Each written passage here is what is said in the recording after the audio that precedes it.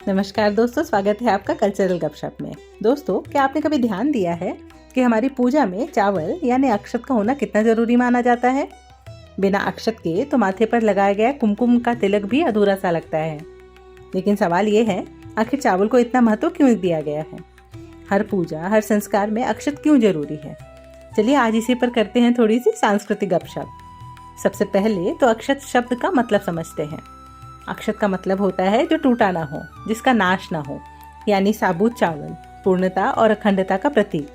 हमारे शास्त्रों में चावल को सबसे शुद्ध अन्न माना गया है, क्योंकि ये धान के अंदर सुरक्षित रहता है और पशु पक्षी इसे जूठा नहीं करते।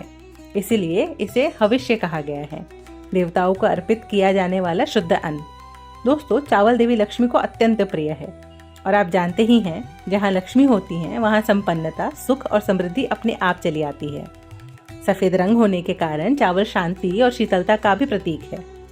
पूजा या यज्ञ की ऊष्मा को शांत करने का काम भी अक्षत करता है।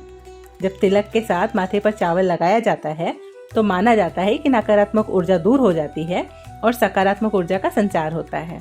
एक बहुत सुंदर बात और है दोस्तों, चावल कभी जल्दी खराब नहीं होता, बल्कि जितना पुराना हो उतना ही स्वादिष्ट और मूल्यवान माना जाता है।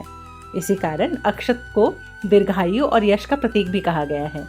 माथे पर तिलक के साथ 2 दाने चावल लगाने का अर्थ है जिसकी आयु लंबी हो, उसका सम्मान और यश भी लंबे समय तक बना रहे।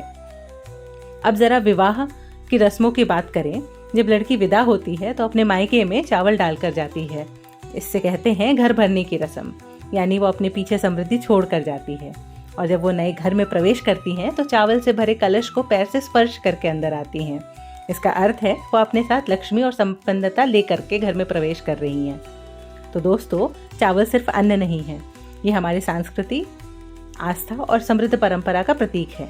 इसलिए कहा जाता है अक्षत के बिना पूजा अधूरी मानी जाती है। आज की कल्चरल गपशप में बस इतना ही। अगर आपको ये जानकारी पसंद आई हो तो इसे शेयर ज़रूर कीजिएगा। फिर मिलेंगे एक और सांस्कृतिक गपशप के साथ। राधे राधे।